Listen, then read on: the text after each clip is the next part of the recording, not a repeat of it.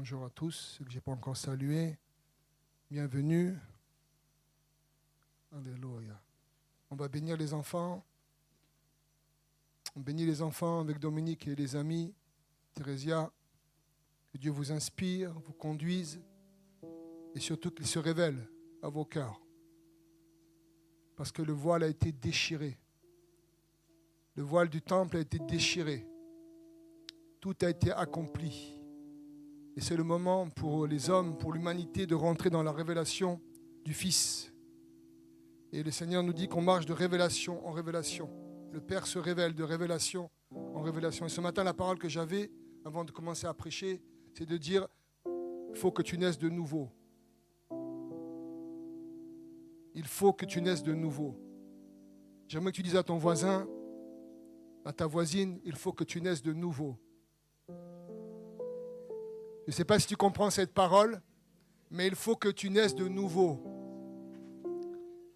Il faut que ça change. Il faut que cela change. Dieu est venu pour les hommes et les femmes qui sont désespérés. Dieu est venu pour les désespérés. Dieu est venu pour ceux qui ont soif et qui ont faim de lui. Jésus est venu pour cela. On a chanté 4 chants ce matin. Il n'y avait pas une fois le nom de Jésus. Est-ce qu'on est chrétien? On a chanté l'agneau, on a chanté le roi, on a chanté Seigneur, mais on n'a pas chanté Jésus. Moi, quand je viens dans ce lieu, c'est pour adorer Jésus. C'est pour glorifier Jésus, exalter Jésus. C'est la vie chrétienne. Parce que tout genou fléchira, toute langue confessera et dira que Jésus est Seigneur. Alors je m'entraîne. Je m'entraîne pour cela. Bien sûr, on a compris qu'il était le roi, il est le roi des rois. Il est le Seigneur des seigneurs, il est le maître de l'univers, il est le créateur de toutes choses. Tout a été créé par lui, en lui. Il est également l'agneau, celui qui s'est offert à la Pâque.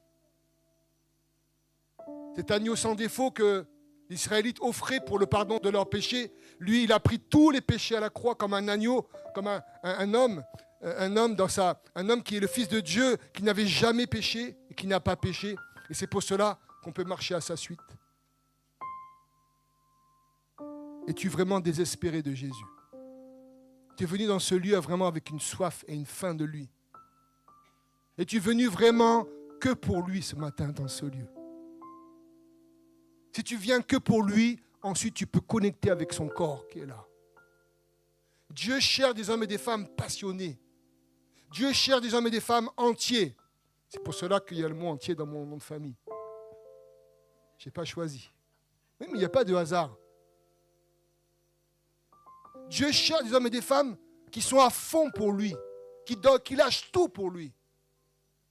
Et c'est ce que je disais à quelqu'un avant le culte, je lui dis, mais arrête de prier, de demander des choses à Dieu.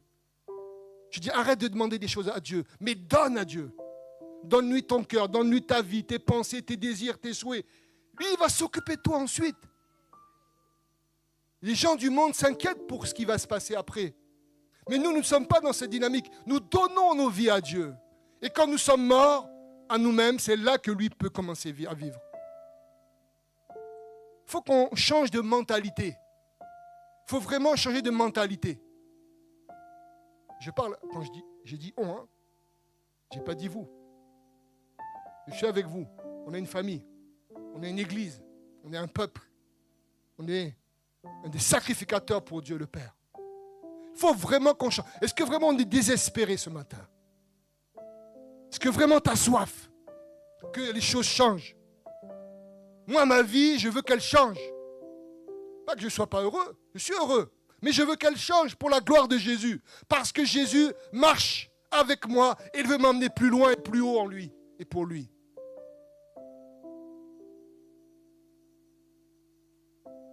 On a chanté au moins plus de 20 fois. Dieu de grâce, Dieu de grâce.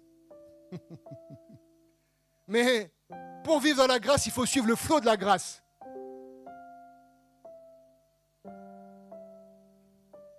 Pour vivre dans la grâce de Dieu, il faut suivre le courant de la grâce. Comme il y a un courant dans chaque fleuve, on ne peut pas le remonter. C'est difficile de remonter un fleuve. Il faut suivre le courant de la grâce. Et si tu veux vivre dans la grâce, il faut que tu suives le courant. Il faut absolument que les choses changent. Je vois tellement de légalisme dans nos milieux, tellement de choses, il faut, mais par nos forces. Et je suis même inquiet parfois. Je suis même inquiet par le manque de la grâce qu'il y a dans nos cœurs et dans nos vies. Le manque de grâce. Et parfois, quand on met le mot grâce, c'est pour couvrir des choses qu'on ne change jamais et qu'on ne changera jamais. On dit, il y a la grâce de Dieu.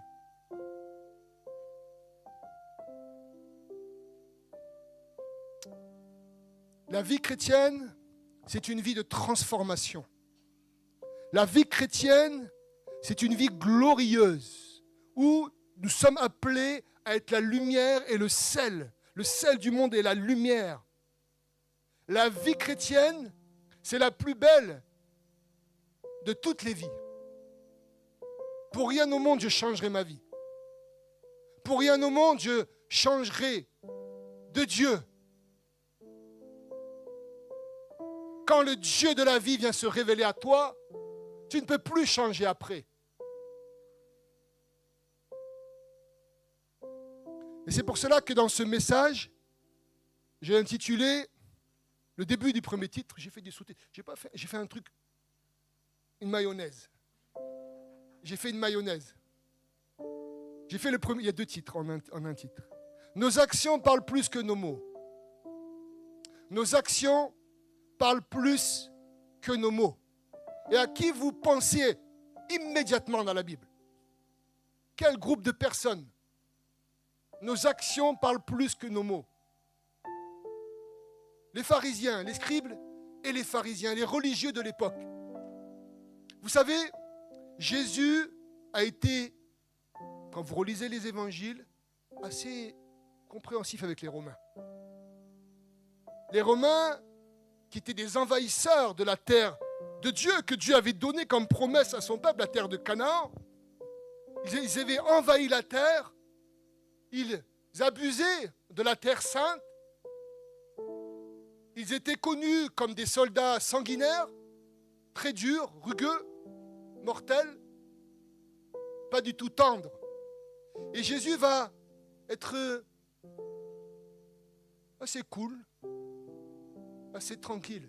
Il ne va pas être inquiet en fait par les Romains. Alors que les pharisiens et les religieux de l'époque et le peuple étaient inquiets par les Romains parce que c'était la terre sainte. Il fallait absolument que le mal sorte, le mal romain sorte de la terre d'Israël.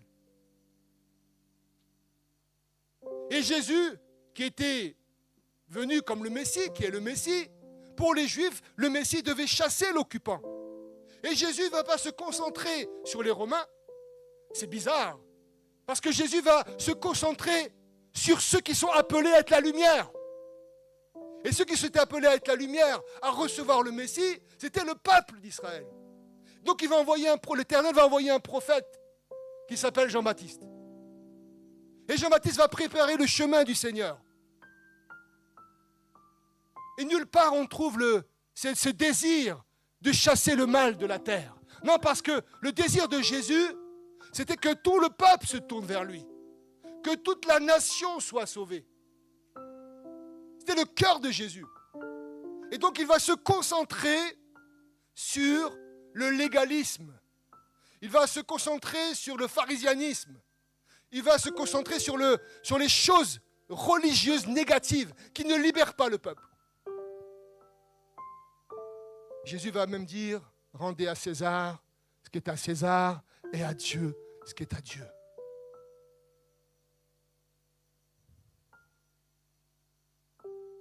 Jésus va leur dire dans Matthieu chapitre 3, versets 7 à 9.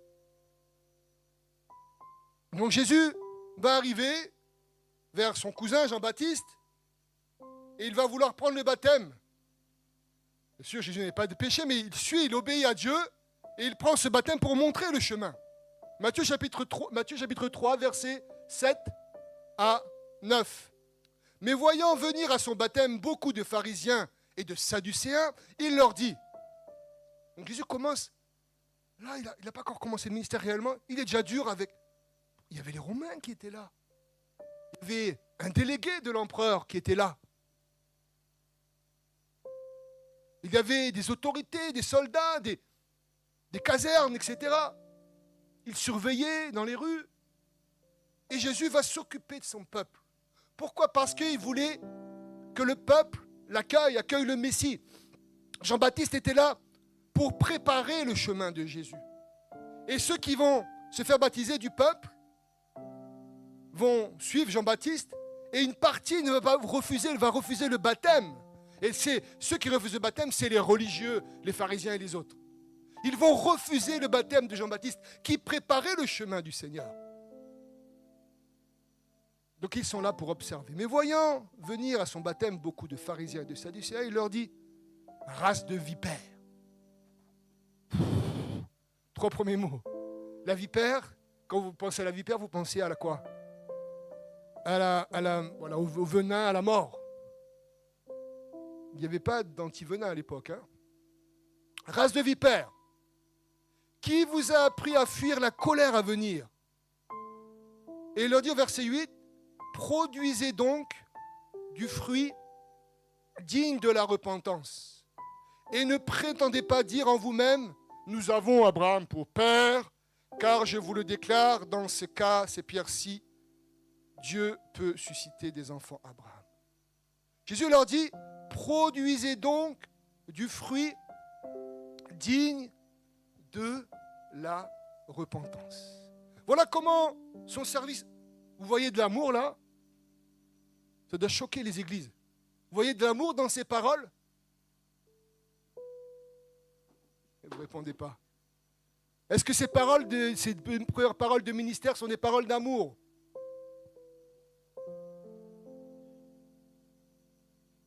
Bon, vous êtes sûr ? Vous êtes sûr que ce n'est pas des paroles d'amour ? Que de dire la vérité, ce n'est pas une parole d'amour ? Parce que l'amour, la vérité, elle vous rend comment ? Si vous l'accueillez, elle vous rend libre. C'est des paroles d'amour. Changer de mentalité. C'est des paroles d'amour qu'il leur donne. Il ne leur dit pas cela pour qu'ils meurent. Il leur dit cela pour qu'ils vivent, qu'ils se repentent. Parce que Jésus est venu pour sauver, pas pour juger. Mais il juge leur action, là. Il juge leurs propos. C'est des paroles d'amour. Il les encourage même à porter du fruit digne de la repentance. Et vous remarquerez que par la suite, Jésus va prendre le baptême. Il va pas aller plus loin, il va faire une introduction sur le chapitre religieux, au sens négatif. Dans la Bible, dans Jacques, il est dit que la vraie religion, c'est de visiter la veuve et l'orphelin. La vraie religion, ce n'est pas de faire du bruit pour Jésus, Ce n'est pas faire des œuvres pour Jésus. C'est de prendre soin de ceux qui souffrent, de prendre soin de ton frère, ta sœur en Christ, et de prendre soin de ta famille, etc., etc. Ce que vous constatez dans Matthieu chapitre 3, juste après, Jésus va aller où ? Il va aller dans le désert. Et qu'est-ce qui va se passer dans le désert ? Il va être confronté. Il va être poussé par l'Esprit et avant, il va être revêtu de puissance. Il va être revêtu de puissance, il va recevoir l'onction. Le ministère commence vraiment là. Et c'est là où après il va sans arrêt confronter les pharisiens et les religieux. Matthieu chapitre 5, verset 17. Jésus voulait simplement que les chefs religieux changent de cœur, changent de mentalité, changent de métanoïa, portent réellement du fruit. Ils avaient l'apparence, mais ils n'avaient pas le fruit. Matthieu chapitre 5, verset 17. Ne croyez pas que je suis venu pour abolir la loi ou les prophètes. Je suis venu non pour l'abolir, mais pour la vivre, l'accomplir. Car je vous le dis en vérité, tant que le ciel et la terre ne passera pas, il ne disparaîtra pas de la loi un seul iota et un seul trait de lettre jusqu'à ce que tout soit arrivé. Verset 19. Celui donc qui supprimera l'un de ses plus petits dans le royaume des cieux, mais celui qui les observe et qui les enseignera à les observer, celui-là sera appelé grand. J'aime beaucoup cette parole. Celui qui les observe et qui va les enseigner à les observer, celui-là sera appelé grand dans le royaume. Ce n'est pas seulement pour nous, c'est pour transmettre. Celui-là sera appelé grand dans le royaume des cieux. Verset 20. Car je vous dis, si votre justice ne surpasse pas celle des scribes et des pharisiens, vous n'entrerez point dans le royaume des cieux. Là, il parle au peuple. Si votre justice ne surpasse pas celle des scribes et des pharisiens, vous n'entrerez point dans le royaume des cieux. Pour pouvoir libérer la justice, il faut qu'il y ait la notion, la compréhension de la vérité. Vous ne pouvez pas faire justice, je ne peux pas faire justice sans avoir la vérité dans les mains. Et la vérité dans les mains, c'est la parole de Dieu avec l'Esprit de Dieu qui nous la communique, afin de libérer la justice. Nous sommes justifiés par la foi en Christ et en la parole de Dieu qui est vivante. J'ai absolument cette notion à comprendre que la vérité, c'est Christ. La vérité, c'est la parole qui s'est faite chair. Et pour cela, j'ai besoin de chaque jour de ma vie d'être renouvelé, de m'abandonner, d'abandonner mes prérequis, d'abandonner mes expériences, tout ce que je sais, tout ce que j'ai appris, tout ce que j'ai expérimenté, tous mes préjugés, mon passé, mon présent, mon futur, de lui donner toutes choses afin que lui puisse régner en moi. Le problème que nous avons, c'est qu'on voudrait amener Dieu dans nos plans. Tous, on le fait. On aimerait amener Dieu dans nos prières. On aimerait amener Dieu dans nos cases. Comme font nos enfants. Nos enfants, ils aiment tellement nous emmener dans leur plan. Ils ont préparé leur plan et ils veulent nous emmener dedans. Les mamans et les papas comprennent cela. Ils veulent nous emmener dans leur plan. C'est pour cela qu'aujourd'hui, les familles et les parents souffrent. Parce que beaucoup de pères et de mères suivent le plan des enfants. Pour faire plaisir, pour leur bonheur. C'est bien, c'est pas négatif en soi. Mais si ça devient systématique, ça va devenir dangereux. Et c'est ce qui se passe aujourd'hui. On a un parent qui s'occupe de tout. Il faut l'emmener à droite, au sport, au chien, au truc. Il faut l'emmener là-bas. Il faut faire ci. On a l'impression que les parents sont esclaves aujourd'hui. Ils sont comme dans une tourmente et ils ont un demi-merci à la fin de la journée. Ça, c'est un problème sociétal. Mais parce que on veut tellement rendre heureux l'enfant. Et le but de notre enfant, le but de l'éducation de notre enfant, ce n'est pas de le rendre heureux, c'est de l'éduquer, de le préparer pour après. Ce n'est pas de le rendre heureux. S'il n'a pas de cadre dans sa construction correcte, vous pouvez lui donner le plus grand des bonheurs et il sera malheureux après. Mais bon, ce n'est pas la prédication. Vous avez entendu qu'il a été dit aux anciens, tu ne tueras point. Celui qui tuera mérite d'être puni par les juges. Mais moi, je vous dis que quiconque se met en colère contre son frère mérite d'être puni par les juges. Que celui qui dira à son frère Raka mérite d'être puni par le Sanhédrin. Le Sanhédrin, il avait le droit de vie ou de mort aussi. Et que celui qui lui dira insensé mérite d'être puni par le feu de la géhenne. Voyez l'esprit derrière, ne prenez pas les choses littéralement. Jésus se soucie de son peuple. Jésus se soucie de préparer le cœur du peuple pour la rencontre avec le Père. Jésus se soucie de ce qu'il y a à l'intérieur. Et c'est pour cela que quand on devient chrétien, on incorpore l'Église. Plus on se soucie de Jésus, de la tête du corps, plus on se soucie de l'Église. On ne va pas dire... Aujourd'hui, comme on entend sur Internet, d'écouter, l'église, il y a un bâtiment, ça n'existe pas, il n'y a pas besoin. Non, un chrétien sans église, il est en danger. Et un chrétien sans église, il risque de devenir rebelle. Cacher blessure. Cacher blessure. On a tous des blessures. Mais Jésus veut changer nos blessures en guérison. Il veut changer notre passé, nos mauvaises expériences. Il veut les transformer pour sa gloire. Pour que je puisse dire, regardez, avant, j'ai été blessé, meurtri, et maintenant je suis libre. Les pharisiens ne guérissaient pas. Alors que Jésus, quand il commence son ministère, il guérit les cœurs brisés. Il prend les morceaux du cœur, il guérit. Et voilà, tu es guéri. Et quand tu es guéri,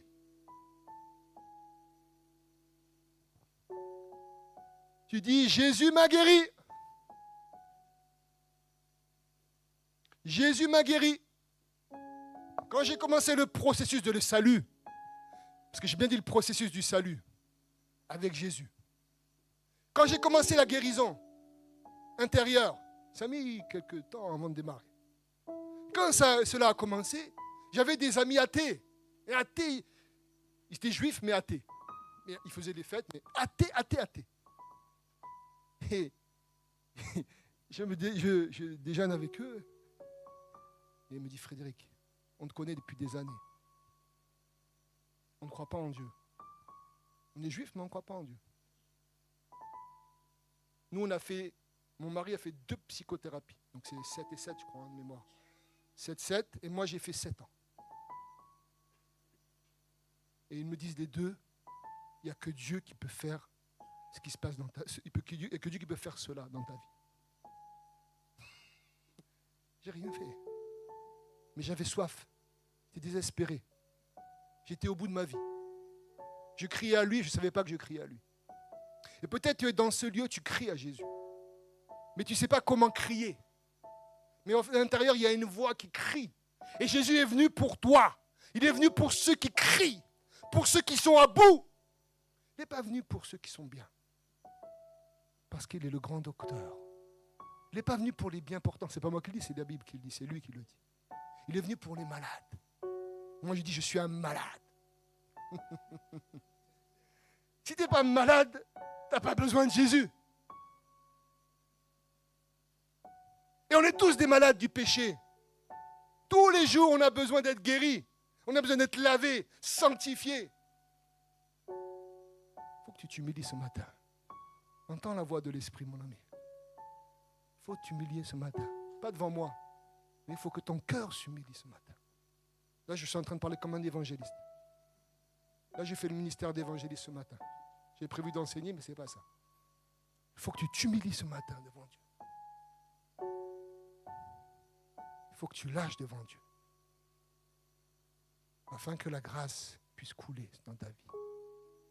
Tu puisses guérir. Trouver la paix que tu cherches tellement. Ou retrouver la paix qui t'a été volée.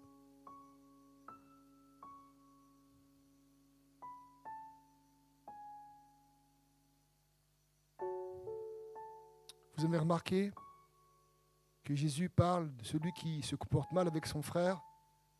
Il dit il mérite d'être puni du feu de la géhenne. Si donc tu présentes ton offrande à l'autel et que tu te souviennes que ton frère a quelque chose contre toi, laisse ton offrande devant l'autel et va d'abord te réconcilier avec ton frère. Puis viens présenter ton offrande. Mais l'offrande, ce n'est pas simplement donner de l'argent à Dieu. L'offrande, ça démarre dans le cœur. La dîme, ça démarre dans le cœur. Tout vient de là. On le fait avec joie, avec générosité, avec prise de conscience qu'on adore Dieu. C'est pour ça que quand on offre nos offrandes, soit maintenant, soit on peut le faire de la maison maintenant, mais on le fait de tout notre cœur, dans la prière avec Dieu. Quand on offre nos vies, on le fait de tout notre cœur. Parce que Jésus veut notre cœur. Ce matin, Jésus veut ton cœur. Il veut pas, je sais que tu es bien habillé, tu as mis un beau bonnet, un beau gilet, des beaux bijoux. Vous êtes tous magnifiques. Bon, mon épouse est magnifique, elle est la plus belle, hein. Mais vous êtes tous magnifiques.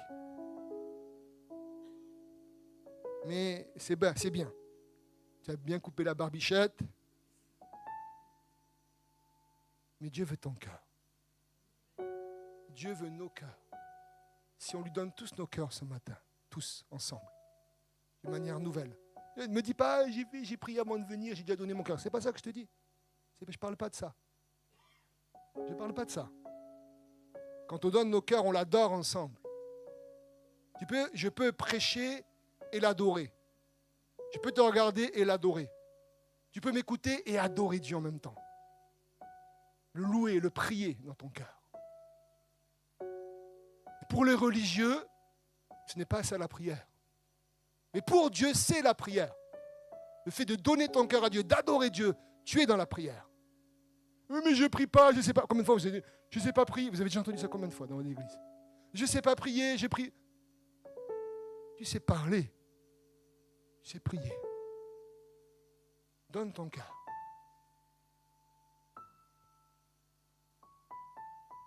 Jésus va être dur envers eux. Il va être dur en esprit religieux. Pourquoi? Parce qu'ils avaient oublié ce qui était vital. On le verra peut-être après ou lors d'un prochain message. Parce que là, je glisse de toutes mes notes. Ils avaient oublié ce qui était vital. Le cœur. Tu l'as dit au début de l'introduction. Ils ont oublié le cœur. Donc, ils ont maquillé. Tu sais, quand notre cœur, parfois, ne change pas. On a vécu tous dans un domaine de notre vie. Quand on ne veut pas changer, qu'est-ce qu'on fait? On camoufle. Quand on a pleuré, on met un peu de maquillage pour cacher les yeux. Oui ou non? Quand on a trop mangé après les fêtes, on met des trucs larges. On cache. Bon, c'est autre chose, ça. Des fois, on va les fêtes, on dit, oh, la ceinture. Vous êtes là, vous avez compris. On cache. Ok, tu caches pour les hommes. Mais Jésus veut venir là. Il est intéressé par ce qui est au fond du cœur.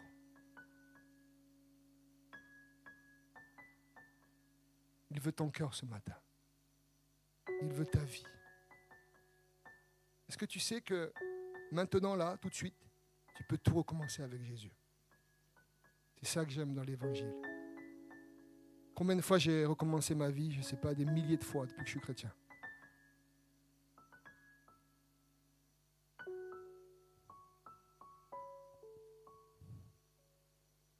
Est-ce que tu veux naître de nouveau ce matin?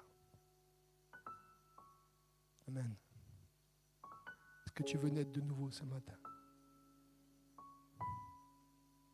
Il y a des choses que tu portes. Tu n'as pas à porter les poids de ta vie. Tu as juste à donner à Jésus. Arrête de demander à Jésus de prendre tes fardeaux. Arrête de demander à Jésus de prendre ci, de faire ça, de donner cela. Donne ta vie à Jésus. C'est pour ça que le Père recherche des adorateurs en esprit et en vérité. Il ne recherche pas des gens qui prient pour lui demander des requêtes. Ça, on peut le faire, mais le focus, il n'est pas là. Le focus, c'est l'adoration. Dans l'adoration, on s'incline. On s'incline devant une divinité. Adorer, vous regardez dans le dictionnaire, adorer, c'est s'incliner devant une divinité. Nous, on adore Jésus-Christ qui nous amène au Père. On s'incline devant Jésus, on lui donne. Donne-lui ce que tu ressens. Donne-lui ce qui est étroit. Donne-lui ce qui est lourd. Donne-lui ce qui te fait mal. Donne-lui ce qui te fait peur. Là, certains parlent, est-ce qu'il va y avoir la 3e guerre mondiale? Jésus et les Romains étaient là, il ne s'est pas inquiété. On peut se poser des questions humainement. Mais Jésus ne s'est pas inquiété. Il s'est inquiété par les cœurs de son peuple. Il s'est inquiété pour le cœur de son peuple. Est-ce que son peuple va rentrer dans le salut? Est-ce que son peuple va vraiment être sauvé? Et vous connaissez la suite de l'histoire dans l'Épître aux Romains, au chapitre 11, 12. Vous connaissez la suite de l'histoire. Les pharisiens vont manipuler ceux qui ont pris le baptême de Jean-Baptiste. Ils vont manipuler la foule. L'esprit religieux qui les animait, qui ne voulait pas se remettre en question, qui ne voulait pas changer, qui ne voulait pas enlever la dureté de leur cœur, va manipuler le peuple de Dieu, le peuple juif de l'époque, pour qu'ils puissent crier avec eux, crucifie-le! Esprit de mort. comment ils ont contré l'esprit prophétique, comment ils ont contré l'esprit de Dieu, comment ils ont contré par de l'apparence, de la manipulation, du contrôle sur le peuple, de l'oppression et surtout de la peur. Là où l'esprit des pharisiens, il y a toujours la peur. Il y a toujours l'intimidation. Il y a toujours la manipulation. Il y a toujours le mensonge, mais qui est déguisé. Il y a la calomnie. On connaît tout ça. Oh là, je pourrais vous écrire un livre. On connaît tout ça. Mais le cœur ne change pas. Je l'ai vu encore il y a quelques mois. Le cœur ne change pas. Ce n'est pas parce que Jésus nous aime qu'il est d'accord avec tout ce que son peuple fait. Il faut que le cœur change. Si mon cœur ne change pas, je ne suis pas en marche dans le salut. Eh oui. Eh oui. C'est pour ça que je ne voulais pas donner ce message depuis des semaines. Je bloque ce message depuis des semaines. Si notre cœur ne change pas, nous ne sommes pas prêts pour le salut. Parce que je ne vis pas dans le passé ou sur mes acquis, sur mes expériences. Paul dit quoi? À la fin de sa vie, après avoir fait exercer le ministère, et on pourrait faire la liste de tout ce que l'apôtre Paul a fait. Il dit simplement, mon but c'est de le connaître, c'est de vivre pour lui. Quand tu vis, quand le but de ta vie c'est juste de le connaître. Le bébé est là. Il a compris ça entre lui et moi. La compta là. Les enfants.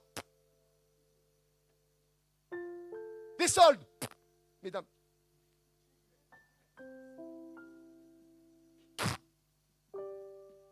Ce que les gens pensent sur toi. Le regard des autres. Parce que l'apôtre Paul était mort en Christ. Il savait que la maison vers laquelle il allait était la plus belle. Jésus a dit, il vaut mieux pour vous que je parte, je vais vous préparer une demeure. Est-ce que vraiment on est prêt là-dedans? On est vraiment prêt? La vie sur terre, c'est rien au niveau temps face à l'éternité. Rappelez-vous toujours mes 4 traits. Prenez ces 4 murs. Alors, ce n'est pas des 4 murs, ce n'est pas droit. Vous faites un grand trait sur les 4 murs. Jean-Claude, t'as vu? Je suis aussi fort que toi. Imaginez-vous la vie maximale d'un homme, la Bible dit 120 ans. Vous mettez 120 ans en étant... Voilà. C'est un petit point là face à l'éternité. Ce petit point là va déterminer toute ton éternité en Christ. J'ai dit, il vaut mieux pour vous que je parte, je vous enverrai le Saint-Esprit, le Saint-Consolateur qui vous conduira dans toute la vie. Il vaut mieux pour vous que je parte. Je vous préparerai une demeure, une maison, une case, une villa. Waouh! Jésus, il est parti pour cela. Hein. Il est parti pour cela. Il est monté avant. Hein. Il était à la croix avant toi, avant moi. Il est monté.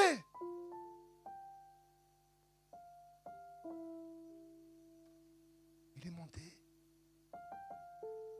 Il a payé le prix. Et là, nous, on est là comme les gens du monde. Il dit que c'est les gens du monde dans Matthieu, chapitre 5, 6. C'est les gens du monde qui s'inquiètent, 7, 6, qui s'inquiètent pour les choses du monde. Mon ami, inquiète-toi pour les choses de Dieu. Et lui s'occupera de tes affaires. Là, excusez-moi. Hein. Vous me pardonnez, je suis désolé, je dois libérer mon message. Je dois obéir. Je sais, il y en a qui ne vont pas aimer sur Internet aussi, j'aurai des retours. C'est pas grave. Je dois libérer le message de Dieu. Inquiète-toi pour les choses de Dieu plus que pour les choses de la terre. Je n'ai pas dit d'être de putaquier du tout. Hein. Parce qu'il y a des choses qu'on doit gérer au quotidien. Hein. Je n'ai pas dit ça. Mais inquiète-toi davantage des choses du royaume de Dieu. Et tu verras, ta vie va être transformée.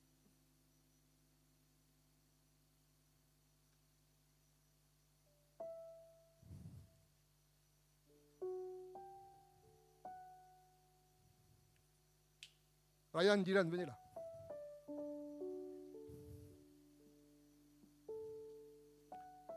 On va faire un langage imagé.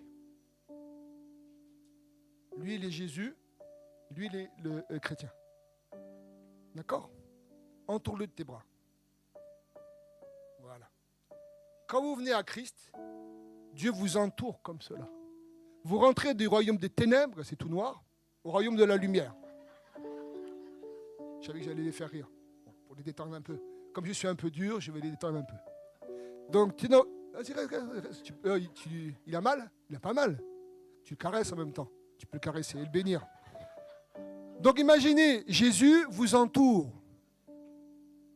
Vous êtes dans le royaume de Dieu. Lui, il a promis de vous protéger. Il a promis de prendre soin de vous. Vous avez qu'une chose, c'est de ne pas vous inquiéter pour les choses de votre vie, c'est de juste l'adorer, adorer Jésus. Je ne sais pas si vous comprenez. Et nous, on est là, on s'inquiète pour truc. Quand il n'y a pas un truc, il y a un autre truc. Quand il y a un autre truc, il y a un autre truc. Et merci. Alors que Dieu a décrété que tu es son enfant, sa fille, son fils, et qu'il s'occuperait de toi. Mais il n'a pas dit qu'il s'occuperait de toi quand toi tu voudras, alors que tu voudras, quand lui voudra. Quand lui voudra. Pour voir ce qu'il y a dans ton cœur, comme à Gethsémane. Pour voir qu'est-ce qu'il y a au fond du cœur, que ça ressorte. Parce qu'il veut nous guérir, nous délivrer, nous restaurer. Vous pouvez tousser, oui. Il faut que ça ressorte. Vous comprenez, mes amis? Comment Dieu est amour? Et nous, on passe à côté parfois parce qu'on bloque. On bloque. J'espère que des fois, tu cries devant Dieu. Tu rentres dans ta voiture, tu fermes le tête et tu cries. On ne peut pas le faire dans l'appartement, sinon on va appeler les pompiers. Mais il faut que tu cries. Il faut que ça sorte. Quand je prêche et qu'il y a de la pression à l'homme, c'est que ça travaille. Souffle. Souffle. Détends-toi. C'est pas moi qui te mets la pression, hein. C'est toi qui dois l'enlever. Souffle. Détends-toi. Le souffle de l'esprit va te renouveler et te libérer, te guérir et te restaurer. J'ai pas vu l'heure, je ne sais pas combien de temps. Ça va, j'ai encore quelques minutes.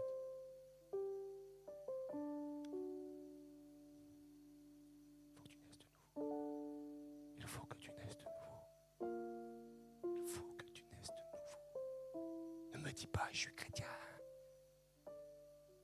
Moi aussi, il faut que je naisse de nouveau. 25 ans de ministère, il faut que je naisse de nouveau. Bac plus 500, il faut que je naisse de nouveau. Bac moins 500, il faut que tu naisses de nouveau. Il n'y a pas de diplôme devant Jésus. On m'a dit, oh, tu affiches tes diplômes. Sur Internet, des fois, j'affiche mes diplômes. Je dis oui, parce qu'on est en France. Quand j'étais en mission ailleurs, je ne parlais pas de mes diplômes. Mais on est en France, c'est comme ça. Ce n'est pas pour les chrétiens que je mets mes diplômes. Vous comprenez un jour pour ceux qui ne comprennent pas. Avec les juifs, je suis juif. Avec les grecs, je suis grec. Et avec les français, je suis français.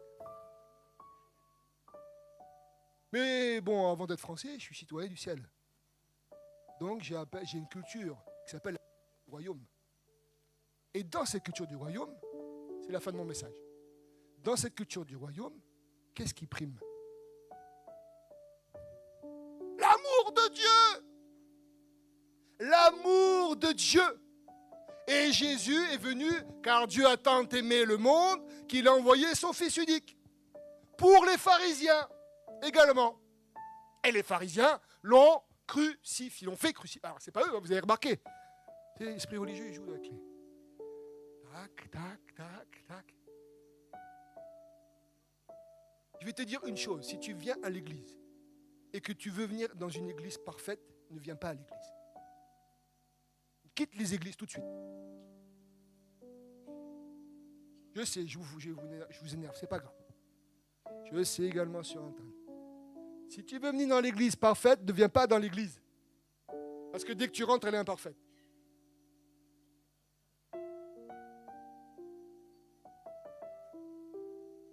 Si vous croyez que Satan n'est pas dans l'église, ne venez pas à l'église. Oui. Oui. Satan, c'est le mal. Hein. C'est pas une fourche, des cornes, c'est pas ça. Hein. Dès les actes aux apôtres, Ananias Saphira, il était déjà rentré. Et oui, et Paul, il luttait contre il appelait les apôtres orgueilleux, des faux apôtres, ils appelaient les super apôtres. J'invente rien, hein, c'est les textes bibliques. Donc si tu veux venir à l'église pour croire que tout le monde va être amour avec toi ou avec moi, c'est pas l'église. Et oui, et comme on n'est pas prêt, quand quelqu'un n'est pas sympa avec nous, on dit « Oh, on est surpris !» Ne soyez pas surpris.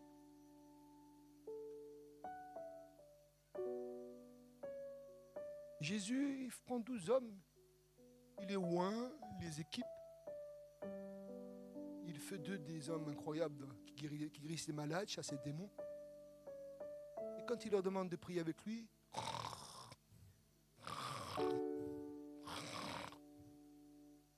il leur dit qu'ils vont tous l'abandonner. Mais non, on est des super chrétiens. Et là, un par un, moi je connais 3 fois Pierre, je ne connais pas, mais je suis là. Non, et puis l'autre qui se barre, il sauve. Waouh! C'est ça l'église! Oh!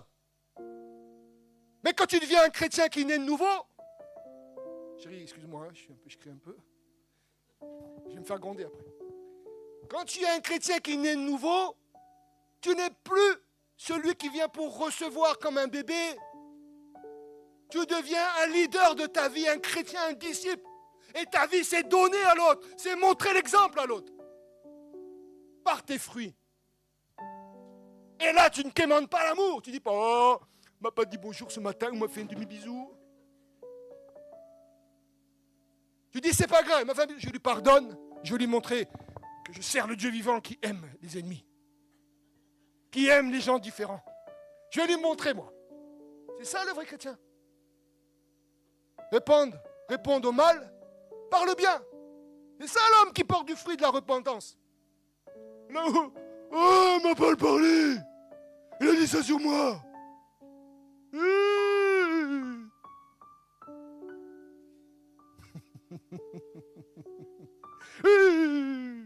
On fait ça, on fait tout ça. On fait pas tout ça. On fait tout ça.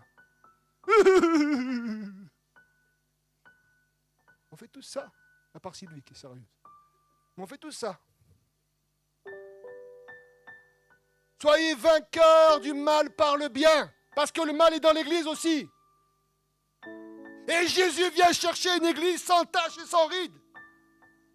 Une église en feu pour lui. Un peuple embrasé pour lui. Tu comprends, pasteur?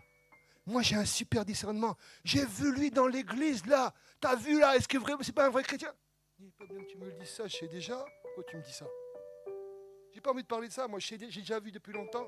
Moi, je ne suis pas là pour savoir qui est chrétien, qui est vrai chrétien, qui est demi, qui est trois quarts. C'est pas mon problème, ça. Mon problème, c'est de prêcher et d'aimer. Et de dire la vérité. Mais tu comprends, tu es en train de te faire avoir parce qu'il t'amène en bateau. Mais je dis, mais j'ai déjà vu ça depuis longtemps. Tu me prends pour qui? Vous comprenez? Vous comprenez? Moi, je n'ai pas rentré à mal parler des autres. Je n'ai pas rentré dans un truc négatif. J'ai déjà vu, mais je ne m'arrête pas là-dessus. Parce que l'enfant de Dieu qui est né de nouveau, Noël, pars pas, viens là. Où tu vas, Noël? Viens avec nous, là. Oui, reviens. Je t'attends. L'enfant de Dieu qui est né de nouveau,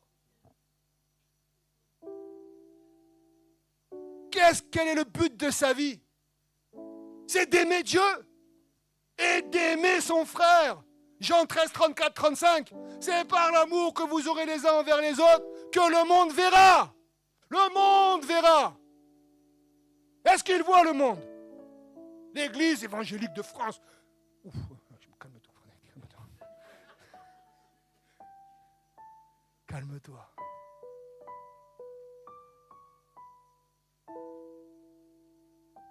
Jésus, je termine. Je termine mon message. Dans Romains, chapitre 11. Romains, chapitre 11. Vous connaissez la suite de Romains, chapitre 11. La suite, c'est que Jésus était venu pour les Juifs. Les Juifs vont le crucifier. Et ensuite, Dieu va se tourner vers les païens, les autres peuples, les gens qui étaient dans le polythéisme, qui priaient d'autres dieux, la sorcellerie, l'occultisme, etc. Il va aller vers eux, jusqu'à Lyon, avec Irénée. Et l'évangile va se diffuser. Mais pour cela, il y a l'olivier, qui est l'arbre de la vie, l'arbre du salut, de la vie éternelle, etc. Je passe tous les détails. Et Dieu va enlever un moment le peuple juif pour greffer les païens que nous sommes pour la plupart. Et Jésus, à travers l'apôtre Paul, dit bien, fais attention, toi, en parlant du chrétien, qu'il ne t'arrive pas la même chose que cela. Faites attention. Et ensuite, le peuple juif sera greffé à nouveau sur lui. Il met en garde l'église de Rome, dans l'épître aux Romains, de faites attention. Pourquoi ? Parce que c'est l'amour qui est au centre de toute chose. Et le peuple juif avait commencé à pécher bien avant les pharisiens. Ils étaient vus comme le super peuple de Dieu, l'élite de Dieu, les élus de Dieu. Oui, ils étaient élus, oui, ils étaient l'élite, oui, c'était un super peuple, mais pas choisis parce qu'ils étaient meilleurs, choisis par amour. Deutéronome chapitre 7. Choisis par amour. C'est Dieu qui a choisi son peuple par amour. Et Dieu nous a choisis par amour, chacun d'entre nous dans ce lieu, pour qu'on laisse le Saint-Esprit vivre tous les jours en nous pour pouvoir aimer, afin de marcher dans l'Esprit Saint. Galates chapitre 5, verset 22. Mais la marche par l'Esprit Saint, la marche par l'Esprit de Dieu, c'est l'amour, la paix, la joie, etc. C'est l'amour, la racine de tout. L'amour de Dieu, pas notre amour humain. Parce que nous, notre amour humain dit « Ah, je ne comprends pas, il était gentil avec moi. Il m'a invité au restaurant. Il m'a offert des fleurs. Il a toujours tout payé. » Et puis, au bout d'un moment, on découvre « Ah, mais celui-là, heureusement, hein, j'ai vu. » Parce qu'on a vu le fruit. Ce n'est pas parce que les gens sont gentils, même dans l'église, qu'ils sont chrétiens. Ce n'est pas parce que les gens sont gentils dans le monde qu'ils sont bien. Il faut arrêter avec ça. Ça, c'est un image. Est-ce que Judas était bien ? Oui, il travaillait dans les finances des apôtres. Il gérait les business. Il a chassé les démons. Il a guéri des malades. Il a fait beaucoup de bien, Judas. Et pourtant, c'est le fils de la perdition. Un traître. Un imposteur, un menteur, un voleur. Il faut vraiment que l'Église arrête avec ça. Excusez-moi, ce matin, je dois donner mon message. Vous me bénissez, vous prierez pour moi. Mais il faut arrêter, c'est pas parce que les gens sont gentils, là ou partout, n'importe où, qu'ils sont vraiment sincères et vrais avec vous. Je n'ai pas dit que l'amour ne suspecte pas le mal. Mais l'amour est plus fort que tout. C'est notre amour pour Dieu, l'amour en Dieu, qui va nous donner le cire de discernement à bout d'un moment. Mais on regarde l'arbre à son fruit, comme on a vu l'introduction. Et donc le fruit, vous savez, qu'un de mes fruits préférés, j'aime beaucoup, c'est la figue. La figue violette du sud de la France. Si je veux manger des bonnes figues et je veux voir la qualité du figuier, il faut que j'attende encore au minimum 6 mois, 5 mois, 4-5 mois. Si je pourrais m'arrêter, je dis Seigneur, montre-moi le fruit. Est-ce que ce figuier est gentil avec moi ou pas gentil ? Est-ce qu'il est bon ou pas bon ? Est-ce qu'il me veut du bien ou du mal ? Je vais devoir patienter quelques mois, à moins d'avoir une parole de connaissance. Mais je vais patienter pour discerner le fruit. Vous devez apprendre la patience, parce que dans l'amour, il y a la patience. Dans l'amour, il y a le discernement. Dans l'amour, il n'y a pas la pression. Et ce qui se passe, c'est que plus on aime Dieu, et je termine par cela, moins on a de pression dans nos prières. Moins on a de pression dans notre quotidien. La vie est remplie de pression. Hein? J'en ai beaucoup. Je peux vous le dire. Mais quand nos prières sont remplies de l'amour pour Dieu, la pression ne peut pas rester. Parce que ce n'est plus toi qui vis. C'est Christ qui vit en toi. L'esprit religieux est un esprit de pression et d'oppression.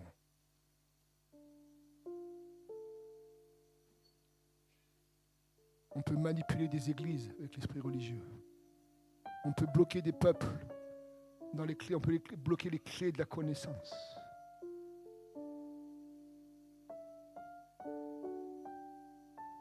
On peut amener, avec l'esprit religieux, on peut amener des gens à nous. On peut même amener des gens à nous adorer de manière subtile. Eh oui. Eh oui. Mais un jour, tous, individuellement, nous serons face à face avec lui. Autant nous entraîner ensemble, collectivement, mais surtout individuellement, pour pouvoir faire le face à face avec lui. Dieu est amour, mais Dieu il est vérité. Quelqu'un qui est en Dieu, il n'a pas peur de la vérité. Il n'a pas peur d'être, il n'a pas peur d'être changé. Est-ce que tu es prêt à changer? Des choses que tu voyais pendant 40 ans, 50 ans, 60 ans de cette manière, Dieu veut les changer. Est-ce que tu es prêt à changer? Les pharisiens ne voulaient pas changer. L'apôtre Paul a changé. L'apôtre Pierre a changé. Vous imaginez l'apôtre Pierre, depuis qu'il est né, on lui expliquait que dans la loi, il ne fallait pas manger tel aliment et tel aliment, afin de plaire à Dieu, d'être agréable à Dieu. Pendant toute son enfance, on lui a répété toutes les semaines au minimum, voire tous les jours. On lui a répété la loi. Et un jour, dans les Actes des Apôtres, Dieu vient et lui révèle que maintenant, il peut tout manger. Tout est sanctifié par la prière. Il peut tout manger. Il lui révèle également, et même il a eu du mal à recevoir la révélation de Pierre au début, que l'évangile est également pour les païens.